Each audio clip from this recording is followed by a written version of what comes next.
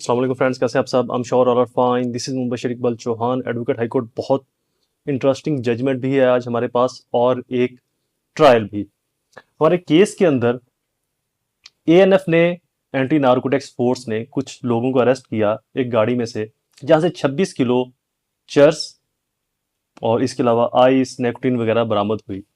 आमतौर पर ये पुलिस ऑफिशियल्स की तरफ से भी, जो हाई ऑफिशियल्स हैं उनकी तरफ से भी और कुछ लोगों की तरफ से भी आपको ये सुनने को मिलता होगा कि जी पुलिस अगर झूठा मुकदमा करेगी तो 200-400-500 ग्राम मंशियात या ड्रग्स वगैरह डालेगी। इतनी ह्यूज क्वांटिटी के अंदर क्यों अपने से पैसा लगाकर वो डालेंगे? हर केस के अंदर एक रुख या एक पहलू नहीं होता, कई और पर्टिकुलर फैक्ट्स इन्वॉल्व होते हैं उसके अंदर। जैसे कि इस केस के अंदर था, जरूरी नहीं कि कोई पुलिस ऑफिशियल बदयांती तौर के ऊपर किसी पर नाजायज केस डाल रहा है या अपनी तरफ से पैसे लगा के केस डाल रहे हैं। आमतौर पर होता यह है कि जैसे इस केस के अंदर जो मेन मुल्जमान थे, मरकजी मुल्जमान थे, उनको निकाल दिया गया इलीगल बेनिफिट्स लेकर। वो लोग जिन्होंने अंडर टेबल मनी या अंडर टेबल बेनिफिकेशन या अंडर टेबल बेनिफिट्स नहीं दिए, वो इस केस में इन्वॉल्व हो जाते हैं। जैसे कि इस केस के अंदर हुआ, यहां पर ऑनरेबल सेशन कोर्ट ने बेल खारिज की, ऑनरेबल हाई कोर्ट ने भी खारिज की, लेकिन ऑनरेबल सुप्रीम कोर्ट ने इस जजमेंट के अंदर कुछ प्रिंसिपल्स स्टैब्लिश किए कि अगर ये चीजें मौजूद ना हो ऐसे मंशियात के केसेस में जहां पर मुखबरे खास की इतला हो, तो फिर भी वो लोग अगर ये प्रिकॉशंस अडॉप्ट नहीं करते, एएनएफ फोर्स वाले या पुलिस वाले, तो उनका मुकदमा मशकूक होगा। वो इंग्रेडिएंट्स क्या है जहां पर मुलजम मुकदमे में से बरी हुआ एक ह्यूज क्वांटिटी की मंशियात में ड्रग्स में। यूजली देखा गया है कि मुखबरे खास ने इतला दी, हमने रेडिंग पार्टी तश्कील दी। अगर उस मुलजमान के अंदर फीमेल है तो हमने फीमेल पुलिस को साथ में ऐड कर लिया मुखबरे खास की इतला पर।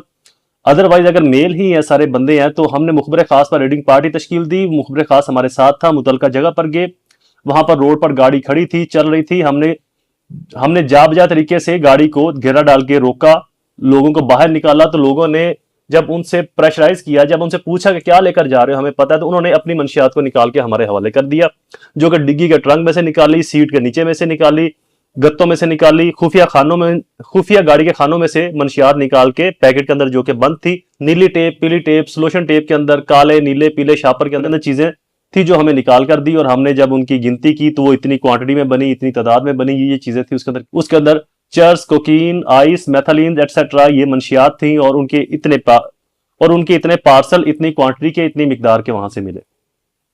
अब इसके अंदर एक चीज आप नोट करें कि अगर मुखबरे खास ने इतला दी है और आपको पता है कि एक जगह से मंशियात की एक बड़ी ह्यूज क्वांटिटी गुजरेगी और आप उसको पकड़ने के लिए जा रहे हो, तो इस तमाम प्रोसीजर में तो आपके लिए बहुत आसान है लीगल फॉर्मेलिटीज को फुलफिल करना, जिसके अंदर पुलिस के अंदर थाना रजिस्टर नंबर 2, 19 और 21 है, जिसको मंशियात के केसेस में तलब करवाते हैं, जहां पर बहुत सारी चीजें मिलती है।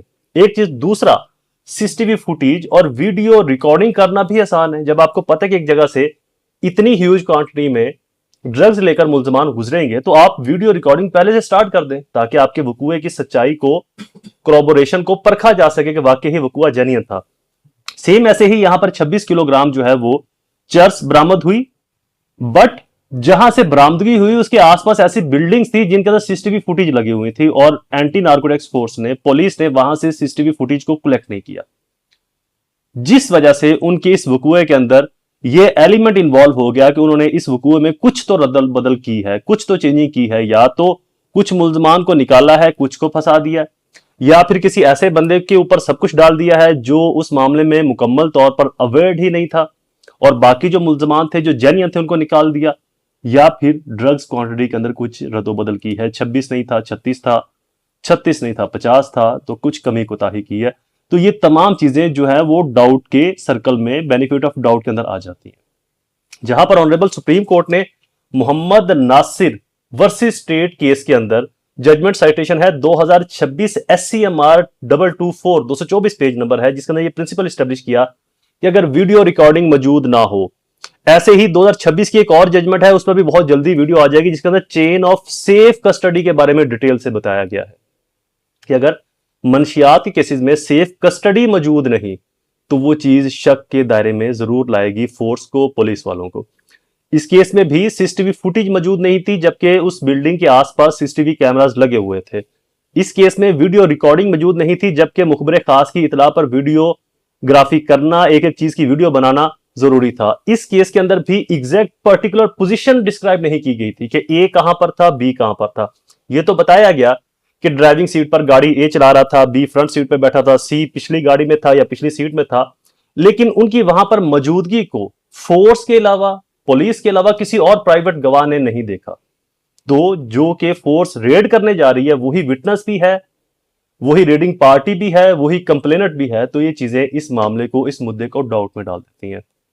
अब आपका क्वेश्चन ये होगा कि मंशियात तो माशरे के लिए एक नासूर है, तो ऐसे मुल्जमान को क्यों बचाया जाए? इसका आंसर बहुत सिंपल है। बेशक मंशियात नासूर हैं, बट इस नासूर केस में, मंशियात के केस में किसी ऐसे बंदे का इन्वॉल्व हो जाना जिसका क्रिमिनल रिकॉर्ड ही ना हो, जिसका इससे पहले कोई लेन देन ही ना हो, और जिसका जेन्युइनली इस वकूफ के साथ कोई ताल्लुक ना हो। मिसाल के तौर पर मैं एक गाड़ी लेकर जा रहा हूं, मेरे साथ कोई शख्स बैठ जाता है कि जी मुझे फलां जगह पर उतार दें। अब वो शख्स मंशियात लेकर जा रहा है, पकड़े जाते हैं, वो पुलिस को कहता है जी आप मुझसे 20 लाख ले, 30 ले, मुझे निकाले इस मामले से। अब मंशियात तो पकड़ेगी, तो वो सारी मंशियात पुलिस उस ड्राइवर पर डाल दे जिसके साथ वो शख्स बैठा था। तो क्या उस ड्राइवर के साथ ये ज्यादती नहीं? बस यही एक चीज है। बजाहिर हमें एफआईआर से लगता है कि ड्राइवर इस मामले में इन्वॉल्व है, लेकिन जब हम स्टेप बाय स्टेप ट्रायल करते हैं तो वहां पर ये चीजें खुलती हैं, सामने आती हैं कि वो ड्राइवर इन्वॉल्व नहीं था, उसको तो इन चीजों के बारे में इल्म ही नहीं था, ये चीजें किसी और की थी जिनके साथ साजबाज करके उनको निकाल दिया गया मुकदमे में से। अब चूंकि एक इंटेलिजेंस रिपोर्ट भी मौजूद होती है किसी शहर के बारे में कि यहां पर इतनी मंशियात आ रही हैं, उसको जस्टिफाई भी करना था, तो इस तरह से इस एक नाजायज बंदे को इस मामले के अंदर इन्वॉल्व कर दिया। इसके अंदर ऑनरेबल सुप्रीम कोर्ट ने मुलजम को बरी किया इस तमाम मामले से, वकूए से, कि उसका इस तमाम मामले के अंदर, इतनी ह्यूज क्वांटिटी के अंदर कुछ भी लेना देना साबित नहीं हुआ। जजमेंट साइटेशन 2026 लेटेस्ट है, 2026 की SCMR 224 224 पेज नंबर इसका। इसके बाद भी बहुत इंफॉर्मेटिव वीडियोस अपलोड होती रहेंगी, so subscribe the channel and press bell icon. मुझे इजाजत दीजिए, दोबारा हाजिर होंगे किसी और इंफॉर्मेटिव वीडियो के साथ। तब तक मुझे अपनी दुआ में जरूर याद रखें। अल्लाह ताला आप सबका हामी नासिर हो। वस्सलाम।